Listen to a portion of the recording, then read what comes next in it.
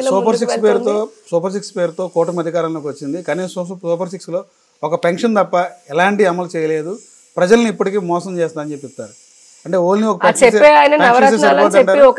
DSC notification ఇచ్చారు. ఇంతవరకు జాబ్లో అయితే ఇంతవరకు నోటిఫికేషన్ రాలేదు. డిఎస్సి అయితే నోటిఫికేషన్ ఇచ్చారు, జాబ్లోకి అయితే ఎవరికి లేదు. నీకు 15,000 నీకు 15,000 నీకు పెద్ద ప్రచారం అయితే జరిగింది. ఎన్నికల టైంలో భారీ ప్రచారం జరిగింది. ఇప్పటికీ దానికి ఒక క్లారిటీ లేదు. మహిళలకి ఉచిత బస్సు ప్రయాణం అన్నారు. దానికి విద్యార్థులకు ఈ రోజు కూడా ఇప్పుడు నవంబర్ వచ్చింది, నవంబర్ జరుగుతుంది, ఫీజు రియంబర్స్మెంట్ లేదు. నేను అదే చెప్తున్నా. కాలేజీలు ఇప్పుడు కూడా కాలేజీల్లో కూడా ఇప్పుడు వరకు స్టూడెంట్ కూడా చాలా వేధింపులు జరుగుతుంది కొన్ని కాలేజీల్లో.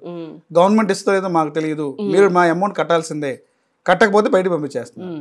5 సంవత్సరాలు ఉన్నటువంటి ప్రాబ్లమ్స్ నేను ఎట్లయితే చెప్తున్నాను, దేశంలో 6 దశాబ్దాల నుంచి ఉన్నవి ఎలాగో రాత్రి తీయలేమో, ఇన్ని లోపాలు పెట్టుకొని ఇంత అవినీతి జరిగి ముందు మాకు దీన్ని అధ్యయనం చేయడానికి కొంత టైం పడుతుంది. ప్రభుత్వం ఏర్పాటు కాగానే వరదలు, బీభత్సమైన వరదలు వచ్చాయి. ఇక్కడ విజయవాడలో ముఖ్యంగా, మిగతా చోట్ల కూడా ప్రభుత్వ యంత్రాంగం కొన్ని రోజులు, దాదాపు ముఖ్యమంత్రి గారు కానీ ప్రభుత్వ యంత్రాంగానే 15 నుంచి నెల రోజులు అటువైపు ఉన్నారు.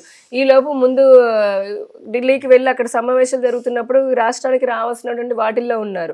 ఆ తర్వాత ఒకదాని తర్వాత ఒకటి సెట్ చేసుకుంటూ ఉన్న వాటిలో అదే చెప్తున్నాను, ముందు ప్రక్షాళన అనేది ఒకటి అర్థం చేసుకోవడం, జరిగిన నష్టము, జరిగిన అవినీతి, రెండవది దాన్ని ప్రక్షాళన చేసుకోవడము, దాన్ని సెట్ చేయడానికి కొంత టైం పడుతుంది. ఈలోపే రాష్ట్రం పైన పెట్టుబడిదారులకి నమ్మకాన్ని కూడా కలిగిస్తున్నాం కదా. ఈ రాష్ట్రంలో ఎవరైతే పారిపోయేలాగా చేసినటువంటి జగన్మోహన్ రెడ్డి ఇప్పుడు మళ్ళీ నేను 85,000 కోట్లు ఏదైతే పెట్టుబడిదారులు వస్తున్నారు అంటే, ఒక పక్క నమ్మకాన్ని కలిగించుకుంటూ ఇంకొక పక్క లోపాలను సరి చేసుకుంటూ ప్రభుత్వం ముందుకెళ్తుంది. కొంత సమయం ఖచ్చితంగా పడుతుంది, చేయమని కాదు. ఇప్పుడు అలా అనుకుంటే చాలా విభాగాల్లో ఉన్నటువంటి అంటే లోపాలను సరి చేసుకుంటూ వచ్చాము. ఇటు మెడికల్ కానివ్వండి, అటు హెల్త్ కానివ్వండి, ఇటు విద్యకు సంబంధించినవి కానీ, ఇటు హోంలో కానీ చాలా ఇబ్బందులు ఉన్నాయి. ఆ ఇబ్బందులన్నీ ముందు పెట్టుకొని ముందుకు వెళ్తున్నాము. ఆయనలాగా నవరత్నాలని చెప్పి 5 ఏళ్ళు అసలు ఏమి చేయకుండా ఉన్నటువంటి ప్రభుత్వం అది కాదు. ఎందుకంటే ప్రభుత్వము ప్రజలు మా పైన పెట్టుకున్న నమ్మకాన్ని సంపూర్ణంగా నిలబెట్టుకోవడం కోసమే మేము ప్రయత్నం చేస్తున్నాము. ప్రభుత్వాలు అయితే మారినాయి కానీ వ్యవస్థలో అయితే ఎలాంటి మార్పులు రాలేదు. గత ప్రభుత్వంలో అయితే ఎలా ఉందో జస్ట్ ఈ ప్రభుత్వంలో కూడా సేమ్ వ్యవస్థ అయితే అలాగే ఉంది. ఏదన్నా గవర్నమెంట్ ఆఫీస్కి వెళ్ళి పని కావాలంటే పైసలు లేనిది ఏం పనులు అవ్వట్లేదు. ఒక ఉద్యోగ ట్రాన్స్ఫర్ కావాలంటే డబ్బులు లేనిది పని అవ్వట్లేదు. రాజకీయ నాయకులు కానీ ఎవరైనా మార్పు ఏం కనపడింది, గతానికి ఇప్పుడు ఏం మార్పు ఏం కనిపించట్లేదు. అదే వ్యవస్థ నడుస్తుంది. ఇటువంటి సమస్యలకి ఇది సామాజిక సమస్య అండి. ఇది ఇంకా నేను చెప్పాలంటే ప్రభుత్వ సమస్య కంటే ఇటువంటివి ఈ లంచాలు ఇవ్వడము తీసుకోవడం ఇటువంటిది అంటే సామాజిక సమస్య. ఇవి దశాబ్దాలుగా వ్యక్తులలో లోపల ఉండిపోయినటువంటి సమస్యలు. అంటే వారి ఒక ఉద్దేశం అన్నమాట, ఏముందిలే ప్రభుత్వంలోకి వెళ్తే చాలు, అది మన జన్మ హక్కు, వచ్చే ప్రజల నుంచి డబ్బులు తీసుకుంటా గానీ నేను పని చేయను అన్నటువంటి భావజాలంలో ఒక కార్పొరేషన్ లో బర్త్ సర్టిఫికేట్ కావాలంటే 10,000 రూపాయలు ఏంది బర్త్ సర్టిఫికేట్. నేను అదే చెప్తున్నాను, కొంత అలానే అందరూ అలా లేదు, చాలా చోట్ల అధికారులు చాలా ప్లేన్ గా ఉంటారు, హార్ట్ఫుల్ గా పనిచేస్తారు. రాత్రి పాపం ప్రజలు రాత్రి పగలనకుండా పనిచేస్తారు. మన వరదలు వచ్చినప్పుడు కానీ చాలా చోట్ల అలానే జరుగుతుంది. కొంతమంది ఏంటంటే అది ఏ ప్రభుత్వం వచ్చినా సరే వారికి దశాబ్దాల నుంచి అంటే ఉంటారు కదా, 10 ఏళ్ల నుంచి 20 ఏళ్ళ నుంచి 30 ఏళ్ళ నుంచి సర్వీస్లో ఉంటారు కదా. ప్రభుత్వాలు మారుతుంటాయి కానీ వాళ్ళ ఐడియాలజీ అయితే మారదు. వాళ్ళు జన్మ హక్కులాగా ఫీల్ అయ్యేటటువంటి వాళ్ళని అటు ప్రజలు వాళ్ళని ఎంకరేజ్ చేస్తున్నారు. వీళ్ళ పని తొందరగా అవడం కోసమని ప్రజలు ఎంకరేజ్ చేస్తున్నారు. ఏసీబీకి పట్టించట్లా. ఇప్పుడు అడిగారు అనుకోండి, ఒక అధికారి అడుగుతున్నాడు, అడగడం తప్పు ఇతని వైపు నుంచి. కాయిన్ కి అదర్ సైడ్ ఏంటి, ఆ వ్యక్తి ధైర్యంగా వెళ్ళి ఏసీబీకి చెప్పట్లా, నా పని అయిపోతే బాగుండని 10 కాదు 20 తీసుకొని చేతిలో పెట్టి వస్తున్నాడు, అలవాటు చేస్తున్నాడు. ఇటువంటి చెయ్యాలని అంటే మీరు అన్నట్టుగా ఇన్ని సమస్యల మధ్య ఇప్పుడేదో వచ్చేసి 5 నెలల్లో ఉన్న ప్రభుత్వం మీరు అన్ని ఒకటి 5 నెలలు జరగాలి.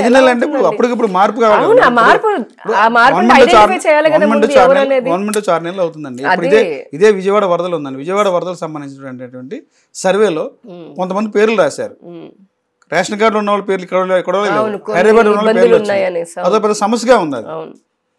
ఎందుకంటే అక్కడ జరిగింది కొంతమంది గవర్నమెంట్ ఆదుకున్నాము, బాధితులకు ఆదుకున్నాం చెప్తున్నారు కానీ గ్రౌండ్ లో చూస్తున్నాం పేర్లు మార్పు ఉంది. అదే చెప్తాను, కింద స్థాయిలోకి వెళ్ళేటప్పటికి రకరకాల కారణాలు. కొంతమంది అధికారులు పని చేయలేదు, కొంతమంది పాపం రాత్రి పగలు పనిచేశారు, కొంతమంది రాసుకోవడంలో నమోదు చేసుకోవడంలో ఆ టైంకి మనుషులు ఉన్నారు, ఆ తర్వాత లేరు, కొంతమంది రాలేదు. ఇటువంటి కొన్ని సాంకేతికమైనటువంటి ఇబ్బందుల వల్ల కూడా అలాంటి జరిగింది. ఇంకొకటి మేము ప్రభుత్వంలోకి వచ్చి మీరు కొన్ని చెప్పాను, వాళ్ళకి ఇంకా ఆ మైండ్ సెట్తో ఆ పార్టీకి దగ్గరగా ఉండి పనిచేసేటటువంటి అధికారులని, ఆ అధికారులను కాకపోయినా ప్రభుత్వం మారిన తర్వాత సహజంగా ట్రాన్స్ఫర్లు అనేవి ఉంటూ ఉంటాయి. అది కలెక్టర్లు, ఐఏఎస్లు కానివ్వండి, లేదంటే ఐపీఎస్లు, పోలీసు ట్రాన్స్ఫర్లు కావాలంటే రాజకీయ నాయకులకి డబ్బులు ఎందుకు ట్రాన్స్ఫర్ కావట్లేదు? అది that is a different thing. అందరూ అలా చేస్తున్నారు నేనైతే అనుకోను, కానీ ప్రభుత్వ పరంగా నేను చెప్తున్నాను. సో మేము ముందు రాగానే ముందు అధికారులని మార్చుకోవడము, అధికారులు మారిన తర్వాత అక్కడ ఉన్న వ్యవస్థని, యంత్రాంగాన్ని అర్థం చేసుకోవడానికి వాళ్ళకి కొంత టైం పడుతుంది కదా. నేను అదే చెప్తున్నాను, ఏదైనా సెటిల్ డౌన్ అవ్వాలి అంటే మనం ఒక ఇల్లు మారి ఇంకో ఇంట్లోకి వెళ్తేనే పూర్తిగా సర్దుకోవాలంటే నెల పడుతుందండి. అలాంటిది ఒక 5 సంవత్సరాలు ఇంతటి పాలన చూసి, ఇంత నరకమైనటువంటి పాలన చూసి, అంత అవినీతి పాలన చూసిన తర్వాత వాటిని ప్రక్షాళన చేయాలంటే, మొన్న వరదలు వచ్చి బురద కడగాలంటే ఎన్ని రోజులు పట్టింది? మరి ప్రభుత్వ యంత్రాంగంలో మార్పులు చేర్పులు అర్థం చేసుకుని ముందుకెళ్ళాలంటే ఖచ్చితంగా టైం పడుతుంది. ఈలోపు అనేవాళ్ళు అంటూనే ఉంటారు. నాకు తెలిసి ప్రజలకైతే సంపూర్ణమైనటువంటి విశ్వాసం ఉంది. మీరు చెప్పినటువంటి సమస్యలు ప్రతి ప్రభుత్వంలో ఉంటూ ఉంటాయి, కానీ మా ప్రభుత్వము ఖచ్చితంగా వీటని, ఎందుకంటే చంద్రబాబు నాయుడు గారి మార్క్ పాలన అంటే ఆయన చాలా పైనుంచి కింద స్థాయి వరకు కూడా చాలా పకడ్బందీగా ఉంటారు అనేది ఒకటి ఉన్నది, అందరికీ తెలిసిందే. కాబట్టి అదే విధానంగా ఇప్పుడు ఆయన మళ్ళీ చెప్తున్నారు, నేను 1995 సీఎంని చూస్తారు అని. ఆయన వయసు ఇప్పుడు 75 సంవత్సరాలు పడినప్పటికీ కూడా ఆయన అంతే యాక్టివ్గా పనిచేయాలని ప్రయత్నం చేస్తున్నారు. ఇదంతా ప్రజల కోసం కాదా? అటు నరేంద్ర మోదీ గారు కూడా అంతే కదా, వికసిత భారత్ ఏదైతే దేశాన్ని 3వ అతిపెద్ద ఆర్థిక వ్యవస్థలాగా తీసుకొని వెళ్ళాలి, సప్లై చైన్లో మన దేశం నెంబర్ 1 లాగా రావాలి, అన్ని రంగాల్లో ముందుకు వెళ్ళాలని ఏదైతే తాపత్రయపడుతున్నారో, అలానే ఆంధ్రప్రదేశ్లో నరేంద్ర మోదీ గారు వచ్చినప్పుడు చెప్పారు కదా, ఆంధ్రప్రదేశ్ కూడా వికసిత ఆంధ్రప్రదేశ్ అవ్వాలి, దానికి తగ్గట్టుగానే మేము అన్ని విధాల కేంద్రం సహాయం కూడా చేస్తుంది.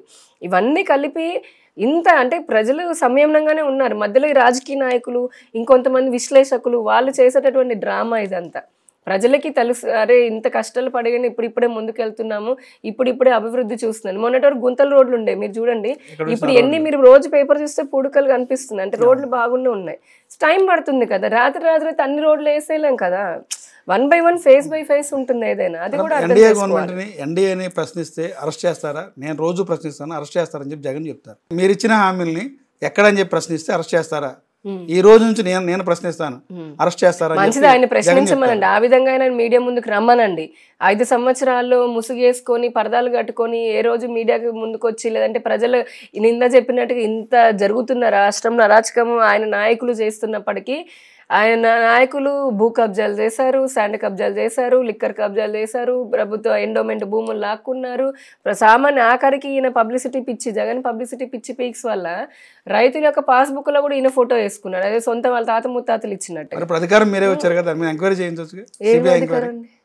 ఇప్పుడు ప్రజెంట్ అది ఎన్డీఏ కూటమి అధికారం ఉంది కదా, అంటే ఇప్పుడు అది కాదండి, సిబిఐ ప్రతిదానికి సిబిఐ వస్తుందా? ఇంకా రాష్ట్రాలలో అప్పుడు ఎలక్షన్స్ పెట్టడం ఎందుకు, స్టేట్ గవర్నమెంట్స్ ఎందుకు, మొత్తం కేంద్రం లాగా ఇప్పుడు అమెరికా లాగా అంటే అది రాష్ట్ర ప్రభుత్వం, ఇప్పుడున్నటువంటి రాష్ట్ర ప్రభుత్వం తీస్తుంది బయటికి, అవసరమైతే రాష్ట్ర ప్రభుత్వం సిబిఐకి అడుగుతుంది. కానీ సిబిఐ తనంతట తను ఏది సోమోటల్లా కొన్నిటికే వస్తుంది కదా, అన్నిటికీ వాళ్ళ పనులు వాళ్ళకు ఉంటాయి కదా. ప్రతిదానికి ఇప్పుడు కొంతమంది మనస్తత్వం ఎలా ఉంటుందంటే, మా అబ్బాయికి తుమ్ము వచ్చింది, తుమ్ము కారణం కూడా సిబిఐ వచ్చి కనుక్కోవాలని అంటే ఎలాగవుతుంది?